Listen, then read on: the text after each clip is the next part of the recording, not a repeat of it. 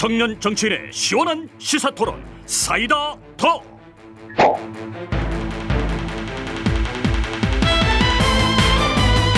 청년 정치인들과 거침없이 얘기를 나눠보는 사이다톡 시간입니다. 지금 이동학 더불어민주당 전 최고위원이 부산에서 비행기를 놓치시는 바람에 오늘은 부득이하게 네 분이 아닌 세 분과 함께하도록 하겠습니다.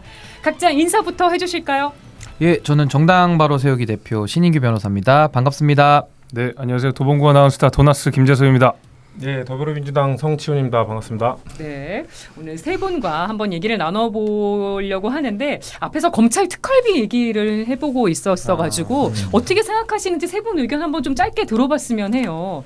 이게 참 뭐 검찰총장의 쌈짓돈이다, 눈먼 돈이다, 뭐 여러 가지 지금 문제 제기가 나오고 있는데 세 분 이 문제 어떻게 보고 계세요? 근데 저는 사실 특활비 문제, 특히 검찰의 특활비 문제는 사실 이것이 특활비의 목적에 따라 쓰여졌느냐, 네. 아니면 이것이 마치 쌈짓돈처럼 쓰여졌느냐, 이게 아마 저는 문제의 핵심이라고 보거든요. 예. 그래서 저는 특활비에 대해서 쌈짓돈처럼 쓰여졌다면은 어느 정도 문제를 밝히고 뭐 수사도 필요하고 이런 거겠지만은 그렇다고 이 특활비라는 그 개념 자체를 없앨 수는 없는 것이다. 근데 요즘 보면은 특활비 자체에 대해서 무용론으로 많이 빠지고 있거든요. 그래서 저는 특활비는 특활비 용도에 맞게 사용이 되면 사실 문제될 건 없는 것인데 예. 지금 그 기준에 대해서 조금 판단이 좀 다른 면이 있어서 저는 이런 기준들을 좀 다시 한번 재정립할 필요가 있지 않는가, 저는 그런 생각을 가지고 있습니다. 네. 저는 모든 권력은 다 견제받아야 된다는 원칙을 다시 한번 확인할 수 있는 계기가 아니었나라고 생각을 하고요. 그 이번에 다 가리고 제출을 했잖아요. 그래서 가렸다는 것은 당당하지 못하다는 거거든요. 그러니까 그 물론 수사 과정에 있어서 비밀이 또 기밀이 필요한 사용처도 분명 있을 수 있습니다. 그런데 100% 특활비가 그런 데만 쓰이는 건 아니거든요.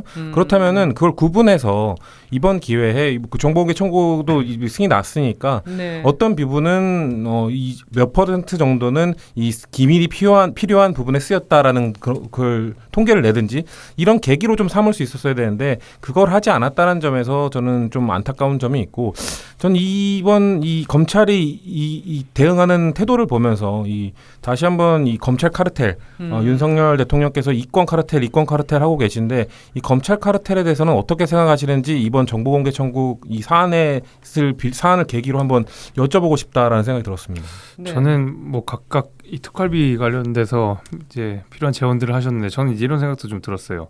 뭐 검찰 카르텔도 그렇고 뭐 특수활동비 투명하게 해야 되는 뭐 다 동의를 하지만 한편으로는 그 검찰 내지는 뭐 기타 이제 법무부 소속의 공무원들이 굉장히 장시간 노동을 합니다. 그러니까 네. 실질적 임금이 굉장히 낮은 편이에요. 그 노동의 시간이나 강도에 비해서. 물론 뭐 그래도 그 법조인으로서 누릴 수 있는 삶은 누리고 살겠지만은 실질적 임금이 낮은 것들을 사실 특활비로 나눠서 쓰는 경우들이 굉장히 많거든요. 그 부족한 부분들. 예, 그러니까 적절한 관행이라고 보기는 어렵습니다. 그래서 차라리 공무원들 임금 체계, 특히 이제 장시간 강노동을 하는 공무원들의 경우에는 이번 특활비 논란을 통해서 좀 임금 체계를 개선해야 될 필요성도 저는 같이 검토해봤으면 좋겠다는 생각이 드네요.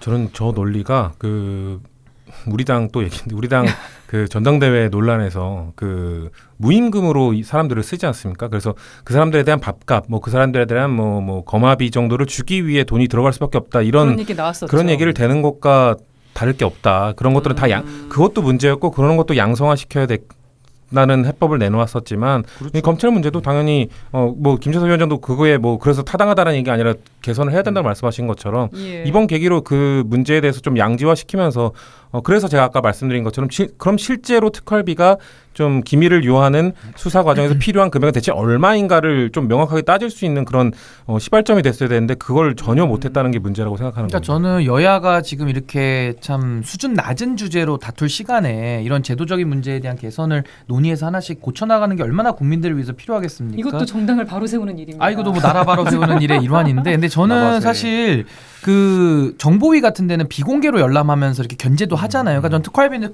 특활비대로 쓰되 그런 부분에 대해서 검증하는 부분은 뭐 법사위에서 뭐 이런 부분에 대해서만 좀 기밀적으로 은밀하게 뭐 검증을 한다라든지 아니면 열람을 한다든지 요 정도 수준에서 저는 견제는 들어가야 된다고 보는데 예. 아예 특활비 자체를 이제 없애가지고 수사나 기밀 업무에 쓰이지 못하도록 한다면은 정말 이제 또 수사가 부실해질 수도 있기 때문에 저는 좀 균형 있고 종합적인 네. 사고가 좀 필요하다. 그리고 제도적 보완도 좀 필요하다 이렇게 봅니다. 네, 다 문제 문제 인식은 갖고 계신 것 같네요. 그리고 이제 본격적으로 토론에 들어가 보겠습니다. 지금 서울 양평 고속도로 사업 백지화 논란이 정말 뜨겁습니다. 마치 양평이 두 동강이 난 것 같아요. 전직 군수 대 현직 군수, 지역위원장 대 당협위원장, 강화면 주민 대 양서면 주민. 일단 정치 쟁점은 별도로 하고 요 사안의 팩트와 쟁점만 간략하게 정리해 주실 분 계실까요? 누가 할까요? 뭐 제가 할까요? 제일 잘하시니까. 아니 네. 잘은 모르고요. 그러니까 이게 이제 양평으로 가는 그 길이 항상 이제 막혔다. 그다음에 네. 양평 군민들도 서울로 가는 길이 막히고 서울에서 양평으로 넘어가시는 분들도 길이 막히다 보니까 그쪽으로 고속도로가 나는 것이 꽤 오래된 수건 사업이었고 그 수건 사업을 해결하기 위해서 15년 전부터 고속도로를 만드는 작업들에 착수를 하게 됩니다. 네. 그리고 나서 그 원안이라고 불리는 일안이라고 불리는 그 말하자면은 두물머리를 지나가는 남한강 이북 쪽의 고속도로가 원안인데 그것이 예타를 통과해서 사업이 진행되기로 예정되어 있었으나 제 2안 사만이 등장했고요. 2안 사만은 남한강 이 남쪽으로 북쪽이 네. 아니라 그쪽으로 지나가는 거였는데 그쪽에 김건희 여사의 땅이 있었다. 그러니까 알고 보니 JCT 쪽에 김건희 여사의 땅이 있었다. 이거 특혜 논란 있는 것이 아니냐라고 해가지고 공방이 벌어졌는데 알고 보니까 원안에도 전 양평군수 민주당 출신의 전 양평군수의 땅이 있다 보니까 이게 무슨 정당 간의 데칼코마니처럼 싸우게 되는 그런 양상이 된 걸로 지금 보입니다. 갑자기 땅 전쟁이 된 것 같아 그렇죠. 보이기도 하는데 원희룡 국토교통부 장관이 사업 전면 백지화를 선언하면서 지금 후폭풍이 점점점 커지고 있습니다. 이게 어떻게 정리되는 게 가장 합리적인 방안이었을까? 오늘 보도를 보니까 주민투표와 여론조사를 해야 되는 거 아니냐 이런 얘기까지도 나오고 있어요. 어떻게 보세요? 전 주민투표 여론조사 이건 매우 포퓰리즘적인 잘못된 발상이라 생각하고요. 이런 국책 사업을 주민투표나 여론조사를 하게 되면 뭐 예를 들면 혐오 시설은 주민들이 적은 수의 지역으로 가게 될 것이고 좋은 시설들은 또 국민투표, 여론투표 붙어가지고 그 국민들이 좀 주민들이 많은 쪽으로 다 몰리지 않겠습니까? 뭐 문화시설이라든지 좋은 시설들은 이렇게 국책 사업은 이렇게 뭐 인기 투표로 하는 결정은 절대 안 가고 이런 발상을 했다는 것 자체가 국정 운영이나 국책 사업에 대한 기본적 인식이 없거나 아니면 이 사안에 대해서 일부러 포퓰리즘으로 몰고 가기 위한 이런 방안으로서 여론조사를 내놓은 사람들의 그 생각이라고 볼 수밖에 없고요. 결국 그렇기 때문에 그런 것들을 방지하기 위해서 예타가 있는 겁니다. 예비타당성 조사를 통해서 국회의원들이 권력을 가진 자들이 자꾸 좋은 뭐 고속도로라든지 뭐 KTX 역이라든지 이런 것들을 자신들의 그 이권이 있는 곳으로 끌어당기는 걸 방지하기 위해서 예비타당성 조사라는 게 있는 거 아니겠습니까? 그래서 네. 예타 조사를 통해서 이게 타당한지를 따져보는 게 가장 중요한 거고 그래서 이번 이 양평 고속도로 역시 결국 이 예타 조사에서 경제성 부분, 뭐 정책성 부분, 뭐 지역 균형 발전 부분 뭐 한 세 가지 정도가 크게 있는데 경제성 부분은 어떤 뭐 원안이건 변경안이건 다 떨어졌다고 합니다. 그래서 결국 정책성 부분이 좀 통과가 된 건데 예. 정책성 부분에서 본 부분이 양평 국민들의 뭐 염원도 있었고 그리고 아까 말씀하신 그 두물머리로 가는 6번 국도가 항상 막히기 때문에 그거를 대체 어떻게 해결할 것인가. 그래서 원안은 그 6번 국도의 정체를 해결하기 위한 거에 좀 치중돼 있었고 그래서 그 수정안으로 나온 두 가지 안, 그 강화 IC가 포함된 네. 안이 이제 양평 국민들의 원한 그 염원이 담긴 좀 수정안으로 돼 있던 건데 저는 이걸 그 합리적으로 풀려고 했으면 저는 그 제가 뭐 예타나 이쪽에 그 전문가가 아니기 때문에 모든 안이 장단점이 있을 겁니다. 그러면 원희룡 장관이 떳떳했다면 그 수정안 중에 그 강상면으로 가는 네. 김건희 일가의 땅 쪽이 있는 쪽으로 가는 안에 대해서 계속해서 설득하면 됐는데 바로 백지화 선언을 했다는 것 자체가 저는 여기에 분명 걸리는 게 있다. 문제 의식을 갖고 있기 때문에 백지화했지. 왜 누가 봐도 이거는 장단점을 따져볼 만한 문제인데 바로 그냥 발을 빼면서 백지화를 했다는 것 자체가 저는 그 원희룡 장관의 거의 고해성사가 아니었나 그렇게 보고 있습니다. 여당 얘기 들어볼까요? 근데 저는 사실 지금 정치의 실패를 우리가 지금 현실에서 목도하고 있다. 그러니까 쉽게 말하면 갈등 양산 내지는 갈등 부추김 정치를 지금 보고 있는 거거든요. 예. 저는 이거 정부가 명백하게 잘못했다고 봅니다. 왜냐하면 왜 정당한 의혹 제기에 대해서 왜 선전선동이라고 매도를 합니까? 정당한 의혹 제기였다고 당연하죠. 보시는 거고요. 그러면은 상식적으로 생각해 보세요. 환경 영향 평가가 이루어지던 과정이 있었고 그리고 네. 그 전에 예타는 이미 기존에 완성이 됐습니다.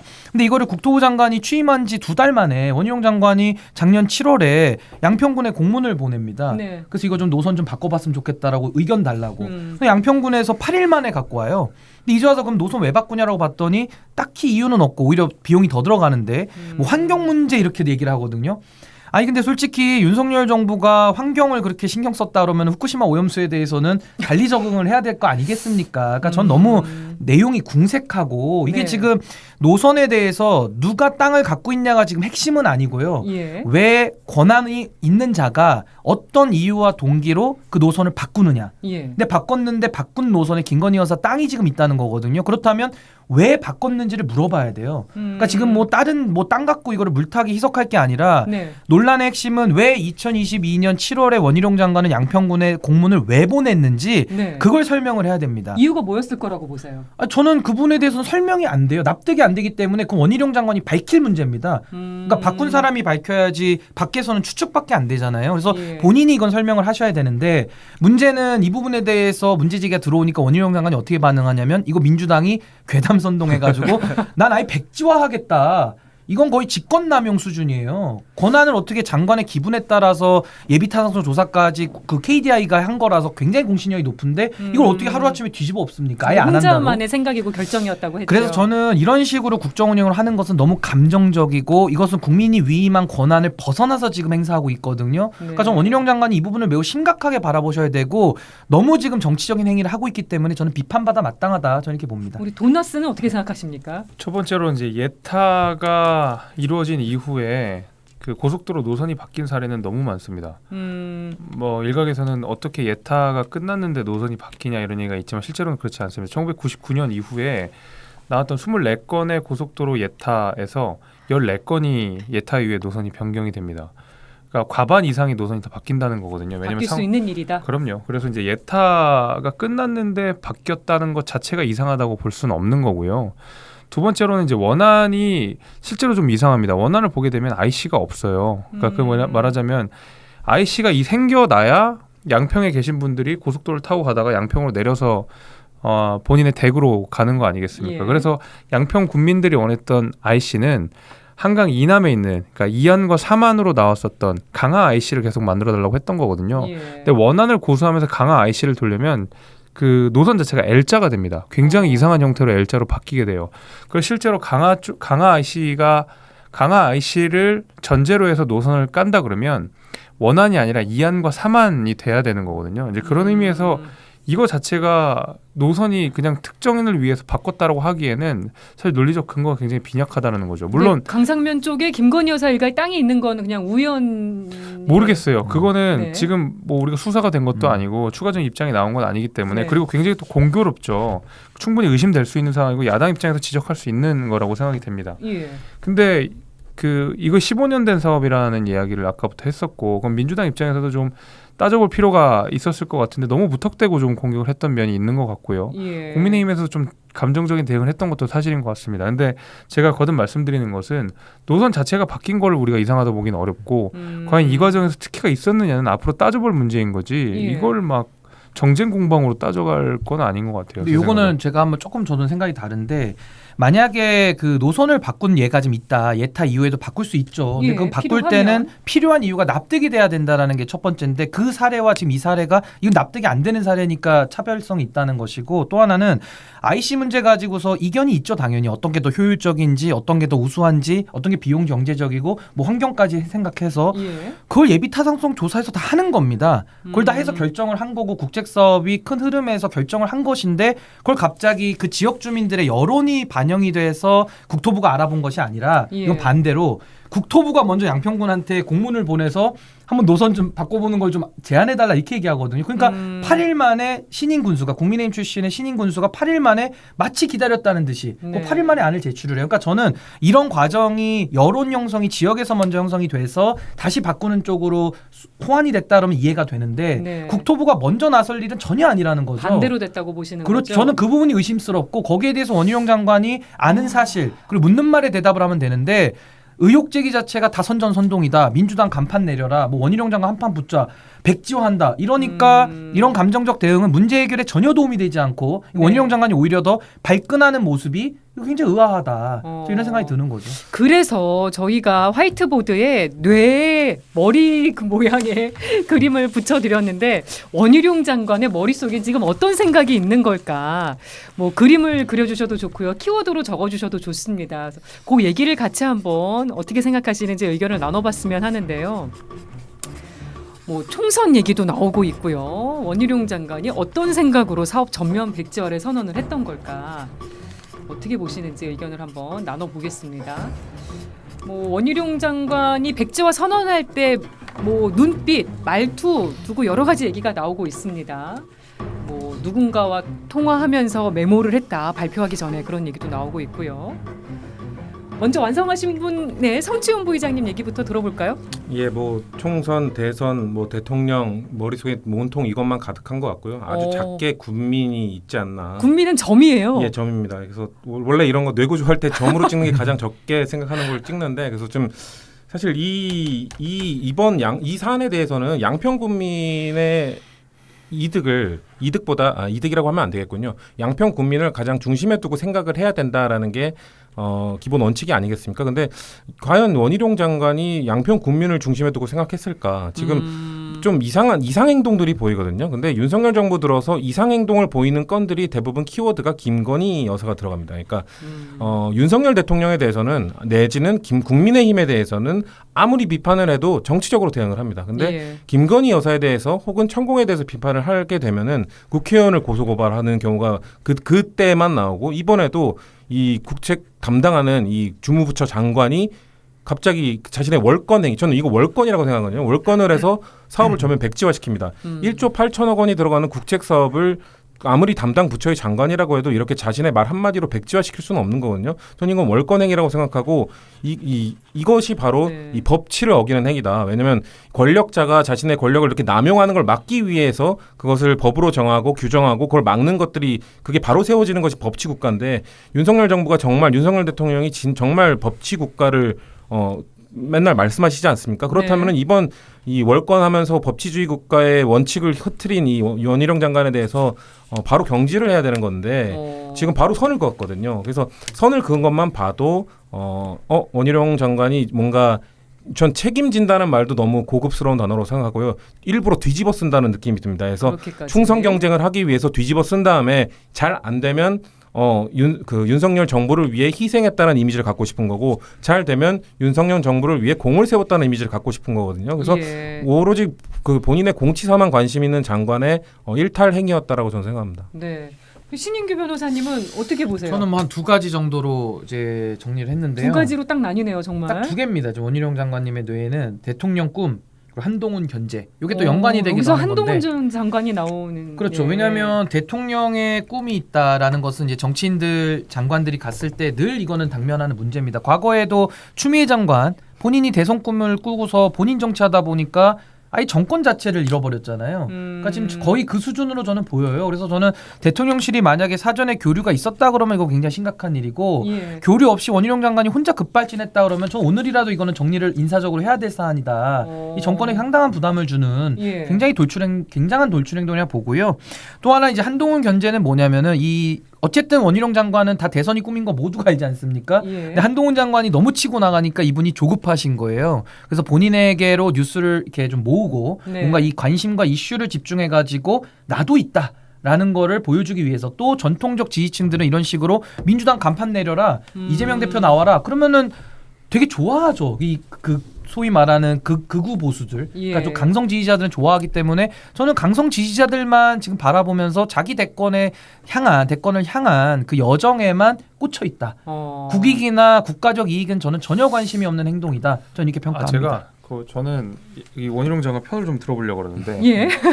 너무 비판을 많이 하셔가지고, 하나는 이제 정치적 승부수, 하나는 승부수. 이제 비난 차단, 마지막에 이제 양평 군민, 이렇게 다 세 비슷비슷한 크기의 원입니다. 자, 저는 이제 세 개 균일하게 뒀는데요.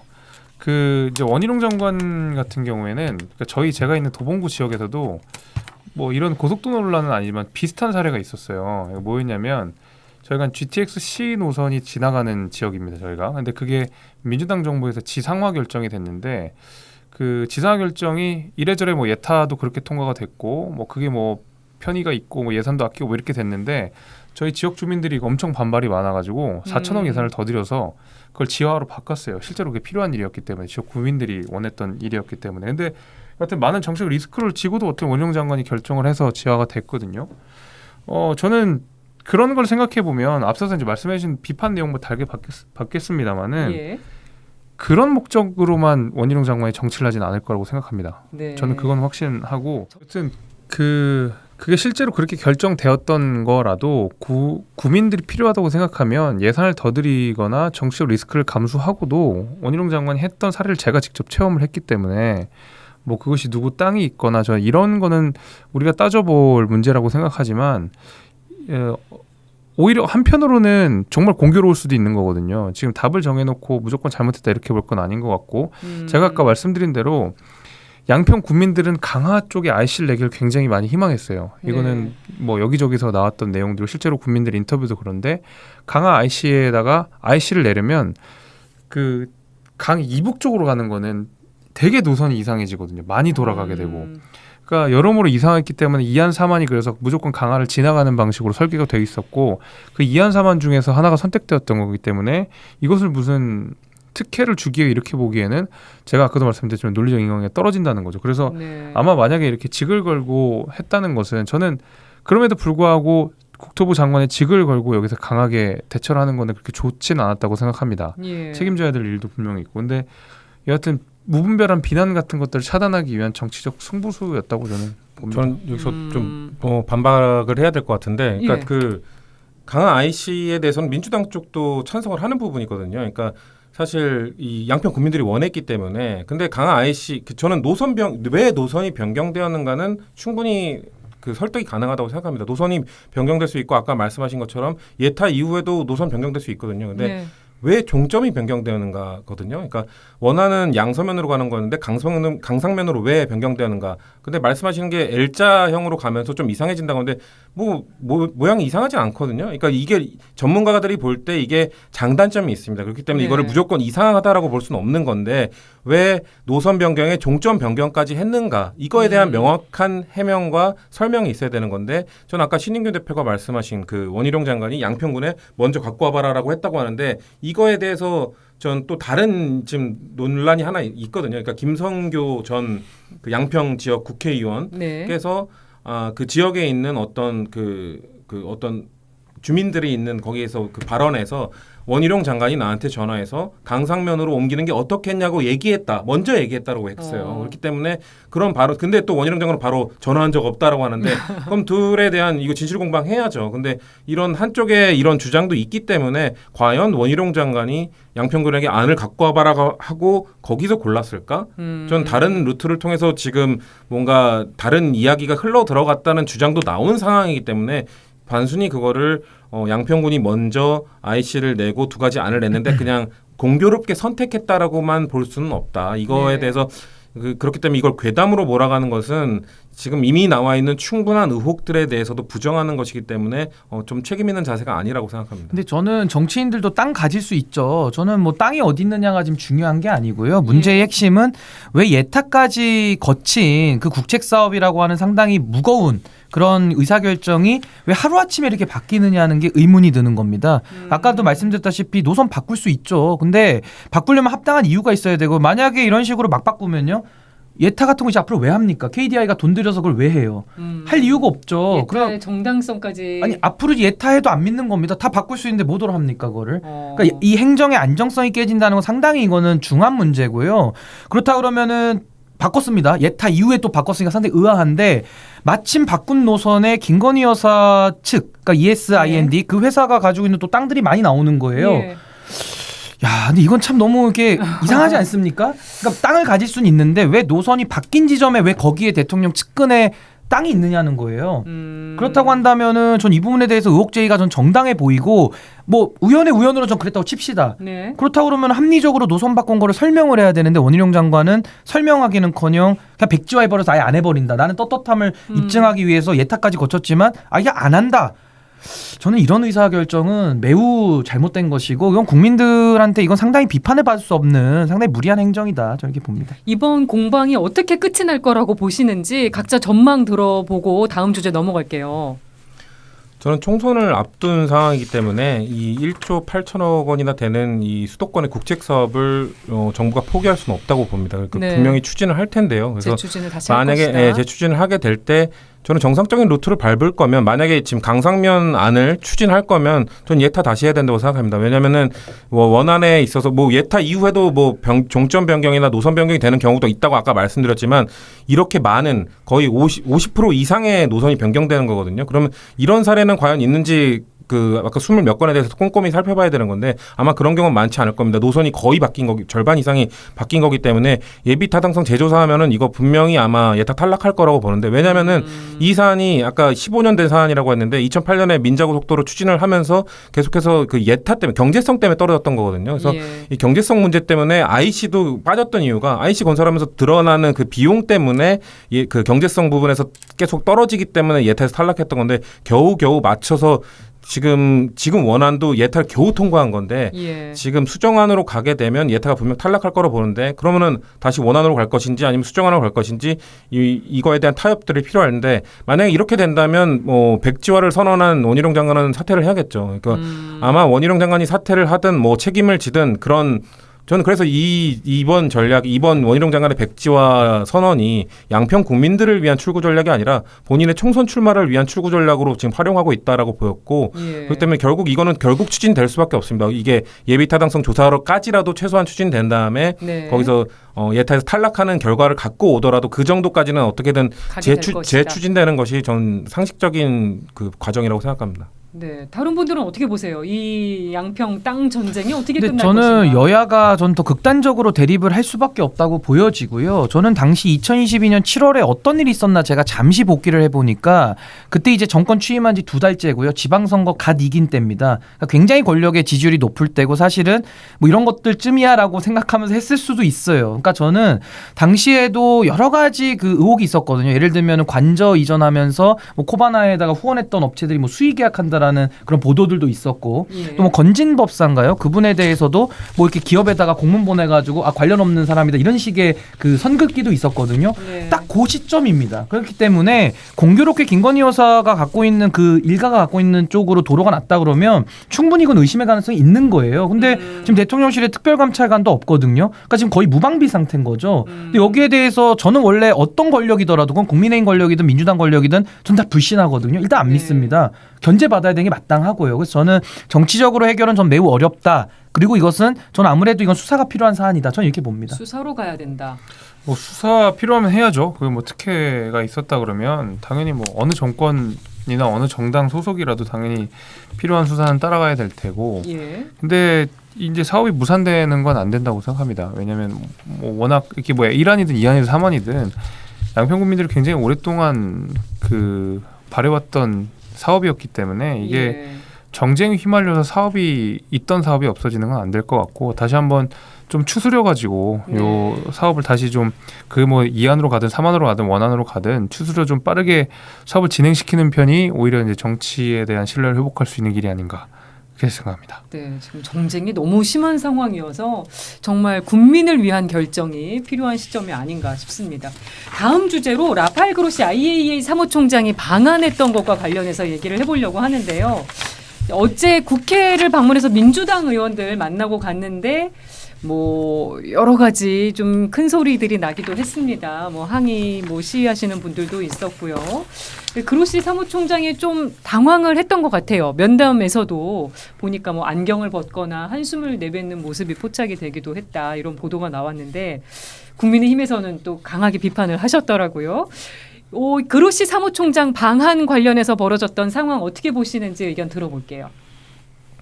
저는 그로시 사무총장이 그랬을 것 같아요. 왜 나만 갖고 그래라는 생각일 것 같은데 자신들은 뭐 물론 지금 민주당의 비판 포인트에는 이 IAEA의 보고서의 좀 부실함에 대한 지적도 있는데 결국 보고서의 부실함의 그 근본적 원인에는 일본이 요구한 것만 해준 거거든요. 그렇기 때문에 우리나라가 비판해야 될 부분은 사실 일본이 더 포인트가 있다고 보고 그래서 좀 IAEA 사무총장이 물론 뭐 민주당 입장에서는 비판할 게 많죠. 하지만 또 저는 역으로 국민의힘이 왜 IAEA 사무총장의 눈치를 그렇게 보는지 모르겠습니다. 그 사람이 한숨을 좀 쉬고 좀 당황하고 좀 싫어하고 간 게 뭐가 그렇게 문제가 되는 건지 저는 이해할 수 없고요. 그렇게 국제기구에 대한 그 권위를 그렇게 인정하는 국가라면 정부라면 좀 국제노동기구 ILO에서 말하는 대한민국이 지금 국제노동기준을 한창 위반하고 있는데 이런 것들 신경 쓰면서 이 노동권을 강화하는 정책을 추진하시지 왜 이 원자력기구 국제원자력기구에만 이렇게 신경을 쓰고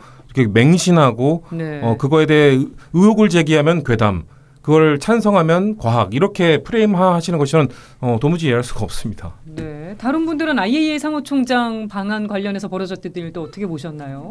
제가 생각하기에는 좀 번지수를 잘못 잡은 것 같아요. 거기다 따지면 뭐 할 거예요. IAEA는 과학적으로 검증하고 보고서를 내는 기관입니다. 그거를 따를지 말지는 일본한테 달려있던 거고요. 그 일본 정부를 향해서 저는 차라리 이제 방일하는 의원들이 더 솔직하다고 보거든요. 그러니까 어쨌든 그로시 사무총장이 대한민국에 왔다. 말 그대로 민주당 입장에 장이 섰다. 이제 좀 두들겨 패보자. 이런 거거든요. 뭐 거기서 그로시가 아무리 듣고 간다고 하더라도 과학적인 보고서가 바뀌거나 일본을 더 가서 설득하거나 뭐 이러진 않을 것 같거든요. 네. IAEA는 일단 보고서가 낸 걸로 어느 정도 본인들의 업무에 일단락이 된 거거든요. 근데 뭐 야당 입장에서 계속 그 후쿠시마 오염수 방류 문제를 반대해갔기 때문에 뭐 응당 일정한 정도 수준의 저항 내지는 반대는 할 수가 있겠습니다만은 원내대표 포함해서 나오는 메시지들이 너무 후져요. 보면 과학의 진정성을 못 믿겠다 이런 얘기를 하거든요. 네. 과학의 진정성이 어디 있습니까? 진정성은 주관적인 개념이고 과학은 그 자체로 객관적인 거예요.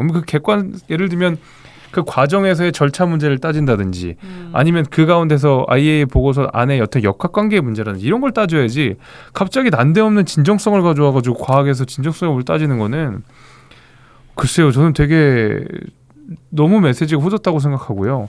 WHO 권고도 마찬가지고 뭐 IPCC의 뭐 기후 협약도 마찬가지고 그 안에 다 정치가 있고 권력 관계가 있고 알력 관계가 있고 로비도 있습니다. 이거 다 우리가 진정성을 못 믿겠다고 안 믿기 시작하면 국제기구 아무런 쓸모 없거든요. 맞춤형 보고서 비판한 건 어떻게 보셨어요? 글쎄요. 맞춤형 보고서라 그러면 중국이 돈은 더 많이 내는데 그럼 중국한테 맞춰줬어야 되는데 일본이 3위라는 거 아니겠습니까? IAEA의 분담금 내에서. 그러면 중국 입장도 대변을 했을 법한데 안 맞춰준 것 같거든요. 제 생각에는. 네. 분담금으로 보면 맞춤형 보고서라고만 네. 보기 어렵다. 신인규 변호사님 어떻게 보셨어요? 근데 이제 IAEA가 국제적으로 이제 신망받는 기구인 건 맞고요. 근데 이제 용역 보고서기 때문에 일본이 발주한 거에 대한 응답이다라는 점이 하나가 있고 또 일본이 준 자료로만 검증을 했기 때문에 검증에 근거가 된 자료가 상당히 저는 미약하다. 상당히 근거가 좀 부족하다라는 점은 뭐 지울 수가 없는 결과적 사실인 것 같고요. 예. 저는 사실 이 오염수 방류 문제가 저는 매우 심각하다고 봅니다. 왜냐하면 이게 30년 동안 이어지기 때문에 이 미래 세대의 문제 그리고 이 과학이라는 것도 미래까지 다 담보해가지고 안전을 보장해줄 수는 없어요. 근데 지금 뭐 일각에서도 그럼 어떻게 인간이 하는 일인데 다 안전하게 하냐라고 하는데 다른 위험을 회피할 수 있는 다른 대안이 있으면 그 대안을 선택하는 게 정치의 역할입니다. 다른 대안이 없을 때는 감수해야죠. 근데 지금은 다른 대안이 있는데도 불구하고 방류라고 하는 고위험을 자꾸 선택해서 일본에게 이익을 몰아주겠다는 거거든요. 그래서 저는 이게 왜 여론이 불이 안 붙을까? 그러니까 윤석열 대통령 지지율이 지금 뭐 부정평가가 50% 후반인데도 민주당 지지율은 안 올라가죠. 그리고 후쿠시마 오염수도 반대 여론이 거의 한 70% 후반인데도 불이 안 붙어요. 그 이유는 전 민주당에 있다라고 봅니다. 그러니까 민주당에서 이재명 대표 체제 하에서 그 농성하는 거 보니까 아직도 저는 솔직히 민주당 갈 길이 너무 멀었다고 지금 보거든요. 단식 투쟁하고 계신 분도 있고. 그 단식 투쟁까지 제가 뭐 폄하할 생각은 없습니다만은 그 농성하시는 거 보셨습니까? 그 밤에 농성하는데요. 뭐 누워 있고 자고 집중도 안 하면서 뭐 그 영상 보니까 아주 정말 가관입니다. 그러니까 이런 식으로 정말 쇼하듯이 하니까 민주당의 주장에 대해서도 국민들이 항상 선동이다, 쇼다 이렇게 비판하는 거거든요. 그러니까 진정성이 안 느껴지는 행동들을 지금 하고 있어요. 그래서 저는 이 여론전에서도 상당히 국민들의 반대 여론이 높은데도 민주당의 주장에 불이 안 붙는다. 네. 전 이 부분은 민주당 스스로 돌아봐야 될 것 같고 또 하나는 이게 사실 국민의힘에서 프레임을 처음 이상하게 짰죠. 뭐 앨리슨 교수 불러다가 마실 수 있냐라는 논쟁으로 엉뚱하게 했는데 사실 이 문제가 저는 외교 부재, 불통 문제, 그리고 생존권 문제, 미래 세대 문제 이 네 가지의 문제가 복합된 굉장히 중요한 문제라고 보는데 민주당이 이 안에서 짚어낸 문제가 별로 없어요. 그냥 마실 수 있냐 없냐, 친일 총리냐, 대통령부터 마셔라.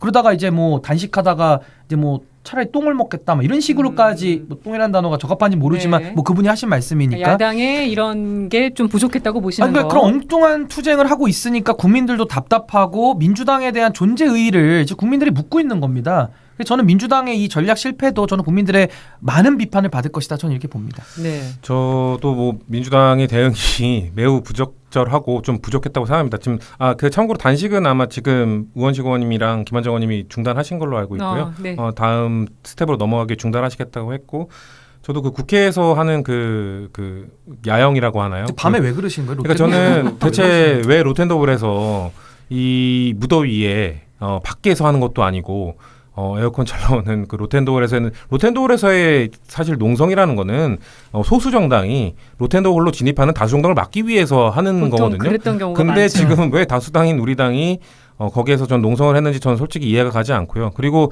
그렇다면 저는 여기 후쿠시마 오염수 투쟁에 대해서 지금 뭐 장외 집회 이것도 저는 이 효과가 없다고 생각합니다. 왜냐하면은 장외 집회라 하면 결국 우리 당 지지자들끼리 모여서 지지세를 확인하고 또 하다 보면 발언이 후쿠시마 오염수에서 뭐 윤석열 대통령 퇴진 뭐 이렇게 넘어가거든요. 예. 이런 것들이 과연 국민들에게 이걸 전파하는 데 도움이 될 것인가 저는 의구심이 있기 때문에 오히려 이럴 때 다 그 민주당 의원들 시장 돌고 하면서 국민들 의견 들으면서 그러면서 오염수 얘기 꺼내고 의견이 어떤지 듣는 것만으로도 국민들이 오염수에 대해서 분노하고 화를 내실 건데 왜 자꾸 우리들끼리 모여서 얘기를 하는지 전 이해를 할 수 없고 네. 그리고 글쎄요 일단 지금 여당이 근데 전 여당에 대해서 더 비판하고 싶은 게 자꾸 괴담으로 몰아가는 게 저는 이해가 안 됩니다. 그러니까 전 우리 문재인 정부에 대한 좀 아픈 얘기를 할 수밖에 없는데 문재인 정부 때 사실 이렇게 우리에 찬성하면 뭐 정답, 반대하면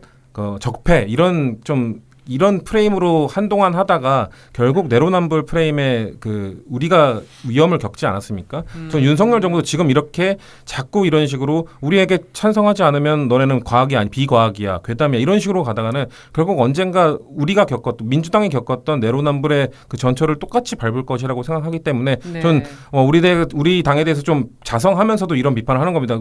우리 국민들을 위해서는 우리가 했던 실수를 지금 정부가 또 겪으면 안 되는 거거든요. 그렇기 때문에 그걸 제발 좀 되돌아보고 야당의 목소리에 좀 귀를 기울이는 자세를 좀 가졌으면 좋겠다라고 생각합니다. 그러니까 저는 국회의 다수당인데 국회를 내팽겨치고 밖으로 튀어나간다? 그럼 다음 총선에서 민주당은 의석 달라고 안 하는 게 더 나을 것 같아요. 밖에서 계속 싸우시죠, 그냥 밖에서. 그러니까 네. 이게 뭐냐면은 권한을 줬으면 그 권한을 행사하고 권한으로 견제를 해야 되는데 네. 즉 국민들은 밖에서 장애투쟁할 수밖에 없죠. 권한이 없으니까. 근데 본인들은 국회에서 책임 있는 역할을 해야 되는데 그 책임을 다 내팽겨치고 밖에 나와서 돌아다닌단 말이죠. 그러니까 그거 자체를 선동이라고 비판할 수밖에 없는 거예요. 네. 근데 후쿠시마는 제가 봐도 이거 선동의 요인이 아니거든요. 이것은 차분히 따지고 외교의 실패나 국민에 대한 불통 문제나 미래 세대의 배제 문제나 생존권 문제를 하나하나 따져줘야 되는데. 그럼 검증특위 빨리 가동해야 된다고 근데 보시는 그런 거죠? 역량 있는 의원이 지금 없죠, 민주당에. 안타깝게도. 여야가 같이 합의를 해서 원래 그러니까 뭐 합의했던 저는 사항이기도 국민의힘 한데. 잘했다는 얘기는 전혀 못합니다. 왜냐하면 수돗물을 먹으면서 안전선동을 할 것도 아니기 때문에 예. 전 지금 국민의힘이나 민주당이 정말 이것은 국회의 존재 의의를 묻게 만들고 국회에 대한 회의가 아니라 국회의원, 현직 국회의원들에 대한 정말 회의와 혐오를 불러일으키는 정치를 하고 있다. 저는 네. 이렇게 봅니다. 한마디만 붙이면 국회에서 하고 있거든요. 그러니까 뭔가 법안을 내면 거부권 행사하고 또 뭐 결의안 내도 그냥 패싱하고 사실 지금 입법부를 무시한 정치를 윤석열 정부가 하고 있기 때문에 투트랙으로 갈 수밖에 없고 그래서 민주당도 지금 신인규 대표가 말한 그런 부분에 대한 비판도 분명히 인지하고 있기 때문에 네. 아마 곧 있을 의원총회에서 이 후쿠시마 오염수 관련돼서 입법적으로는 어떻게 대응할지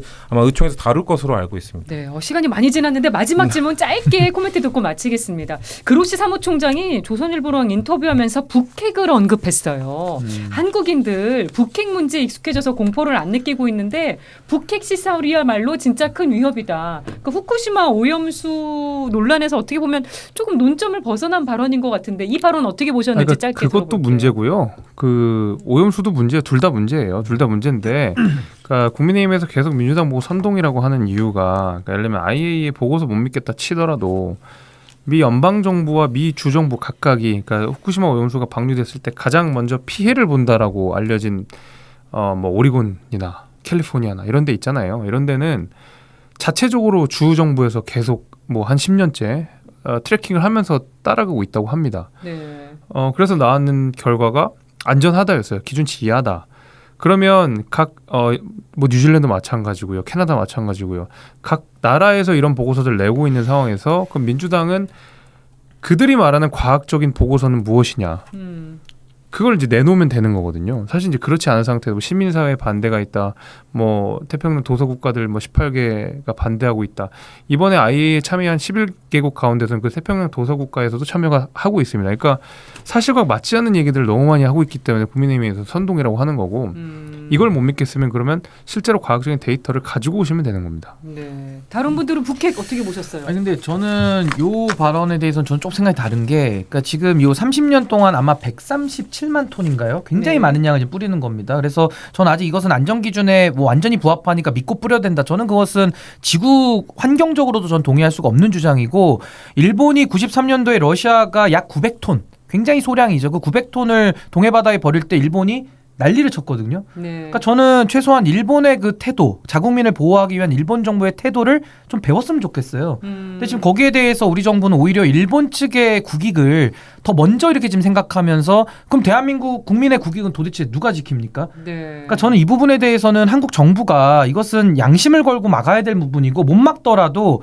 주권 국가로서 일본이 오염수를 뿌린다면은 우리도 주권 국가로서 항의를 해야 되는 거거든요. 네. 근데 거기에 대해서 항의를 안 한다. 그래서 저는 독일 환경장관도 반대를 했고, 태평양에 있는 도서국가들도 지금 반대를 하고 있기 때문에 미국과 캐나다의 뭐 어느 주까지 저는 다 동의하는지 제가 조사는 안 해봤지만은 설사 그들이 다 동의를 해주고 안전기준 이하라고 하더라도 이거 저는 우리나라 주권을 행사해야 된다. 저렇게 생각합니다. 한일 정상회담에서 어떻게 얘기해야 된다고 보세요? 저는 방금 윤석열 하신 얘기 대통령께서 국민들의 민심을 읽는 지도자라고 한다면요, 당연히 이건 반대 의사를 밝혀야 되는 거고요.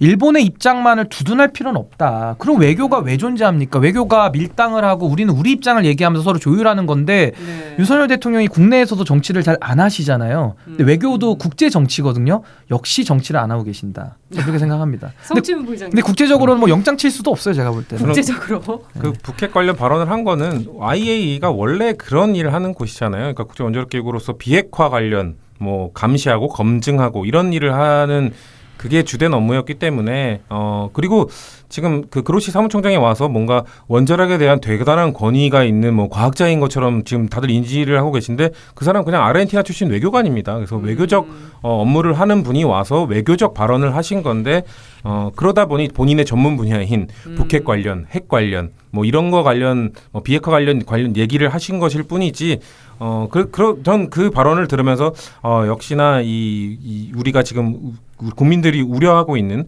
후쿠시마 오염수 관련돼서 좀 해소해줄 수 있는 사람이 아니다. 그렇기 때문에 뭐 수영장 발언을 하고 그런 발언들을 하면서 오히려 국민들의 의구심을 더 키우고 가신 게 아닌가, 그렇게 보았습니다. 마실 수 있다, 수용할 수 있다, 이런 얘기도 했더라고요. 사이다톡 오늘 여기까지 하겠습니다. 세 분 고맙습니다. 네, 감사합니다.